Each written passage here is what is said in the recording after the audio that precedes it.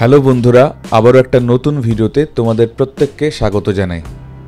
মকর সংক্রান্তির পরের দিন বা এই টাইমটাতে গ্রাম বাংলায় এমন অনেক কিছু পুজো হয় যে পুজোগুলো তোমরা কখনো হয়তো নামও শোনোনি বা দেখোনি। আজকের ভিডিওতে সেরকমই কিছু পুজোর তোমাদেরকে হদিশ দেব। বনদেবীর পুজো মূলত এটা একটা লৌকিক দেবী, যার পুজো জঙ্গলমহল এলাকায় এই সমস্ত স্থানে হয়। আমরা রয়েছি মা কুদরা বুড়ির পুজোয়। এটা হচ্ছে গ্রাম সিজুয়া গোপগড় এলাকায়, অর্থাৎ পশ্চিম মেদিনীপুর জেলার গোপগড়ের কাছে সিজুয়া গ্রামে।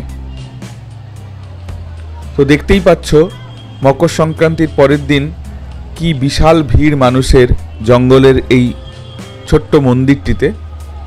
মন্দির মানে একেবারেই খোলামেলা জায়গায়, গাছের নিচে, মূলত শাল গাছের নিচে হাতি ঘোড়া এই সমস্ত দিয়ে যে মন্দিরগুলো থাকে সেটাই হচ্ছে বনদেবীর মন্দির।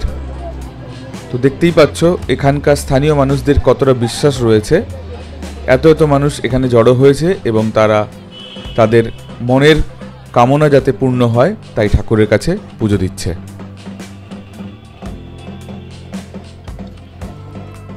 বলে রাখি, জঙ্গলমহলের এই পুজোগুলোতে এখনও বলি প্রথা চালু আছে। এখানে যেটা চোখে পড়ল, ছাগল বলি এবং তার সাথে মুরগি বলি। মুরগি বলিটা এর আগে আমি কখনো দেখিনি, তো মুরগি বলিও এখানে হচ্ছিল এবং এই প্রথাটা এখনও চালু আছে।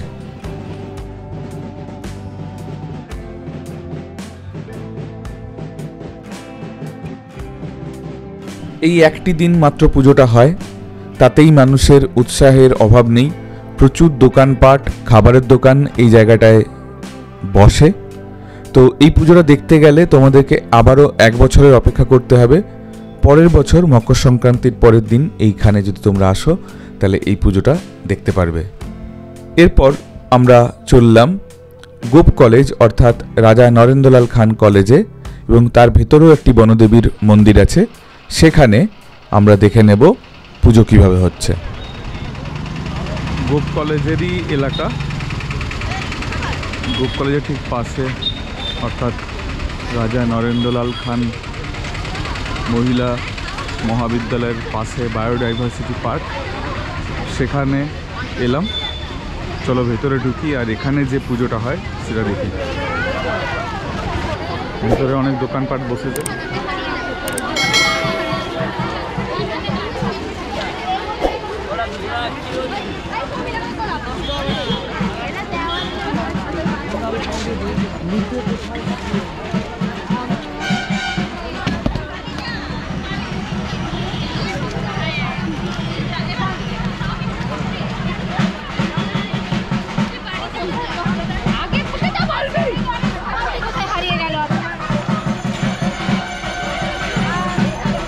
দোকান, খাবারের দোকান, অন্যান্য সামগ্রিক দোকান।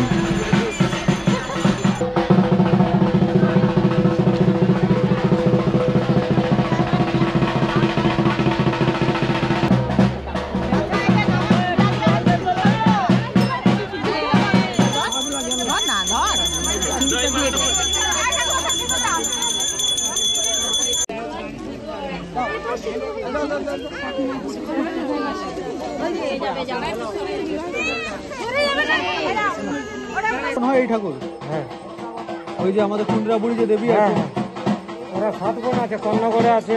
আচ্ছা, তোমার একটা সীতাবেলা বলে, সীতাবেলা ছিল। সীতাবেলাটা কোথায়? ওই যে তোমার কনকাবতীর সাইডে। কনকাবতী আর তোমার ওই কুন্দ্রা বুড়ি, হ্যাঁ, তার পাশে সানকাই, এগুলা নিয়ে ওরা 7 বোন। স্বপ্ন দিয়েছিল, মানে এটা কি উড়ি এখনো লোক করে দিয়েছিল মন্দিরটা? হ্যাঁ, ওই রাজা নরেন্দ্র খান প্রথমে করেছে। আচ্ছা, আর এখানে বলি টলি হয়? হ্যাঁ, হবে আজকে না, এখন বলা যায় না, নিয়ে এলে করা যায়, মানে বললে পারমিশন দিলে করবে নাকি? না, পারমিশন নেই, কেউ নিয়ে আসলে, কারণ নিয়ে এলে মানে মানত থাকলে তখন হচ্ছে হবে, নাহলে কোনো চাপ নেই। গোপ কলেজ থেকে বেরিয়ে এরপর আমরা যাচ্ছি আরও একটি বনদেবীর পুজো দেখতে। এটাও গোপগড় অঞ্চলেই মা বেনানির পুজো। গোপগড় থেকে যে রাস্তাটি ধেড়ুয়া হয়ে ঝাড়গ্রাম যাচ্ছে সেই রাস্তায় বাঁ দিকে পড়বে এই বেনানির পুজো। একটা উঁচু ঢিপি মতো রয়েছে, অনেকটাই উঁচু, আগে হয়তো এই জায়গাটা আরও অনেক উঁচু ছিল, সেই উঁচু জায়গাতে এই মন্দিরটি রয়েছে। তাহলে চলো এখন এই পুজোটা দেখে নিই।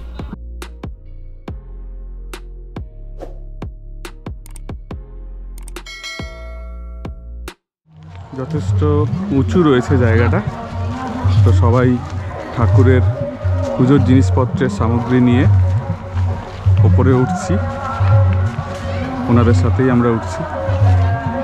খুবই অ্যান্টিক একটা জায়গা। মেদিনীপুর রাঙামাটি থেকে খুব একটা দূরে নয়, এই জায়গাটা যথেষ্ট উঁচু নিচু রয়েছে, দেখতেই পাচ্ছ কতটা উঁচু।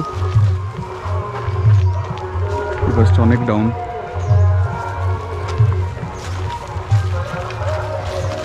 আর ওপরে রয়েছে মন্দির, এটাও কিন্তু আজকের দিনে পুজো হয়, অর্থাৎ পৌষ সংক্রান্তির ঠিক পরের দিনে।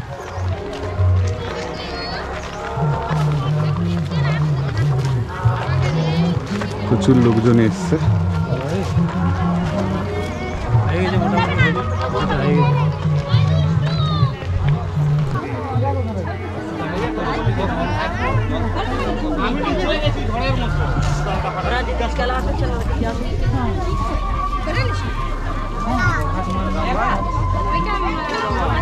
প্রত্যেক জায়গাতেই যেটা দেখতে পাচ্ছি ভোগ রান্না হচ্ছে, পায়েস।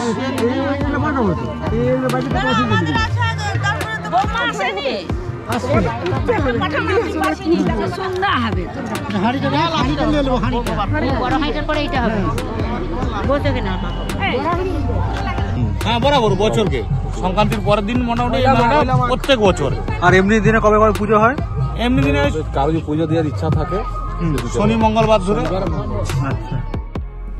তো বন্ধুরা, জঙ্গলমহল এলাকায় তিনটি অনেক পুরনো পুজো, লৌকিক দেবী বনদেবীর পুজো, তার হদিস তোমাদেরকে দিলাম। আশা করি ভিডিওটি তোমাদের ভালো লেগেছে। ভালো লাগলে ভিডিওটিকে লাইক এবং শেয়ার করে দিও এবং মনে করে চ্যানেলটিকে সাবস্ক্রাইব করে দিও। দেখা হবে পরের ভিডিওতে। টাটা।